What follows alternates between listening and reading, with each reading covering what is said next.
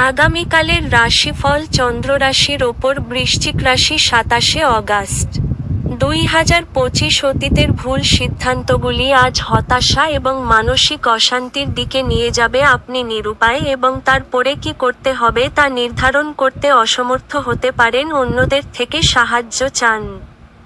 দিনের শুরুতে আপনি কোনো আর্থিক ক্ষতিতে ভুগতে পারেন, যা পুরো দিনটিকে লুণ্ঠন করতে পারে।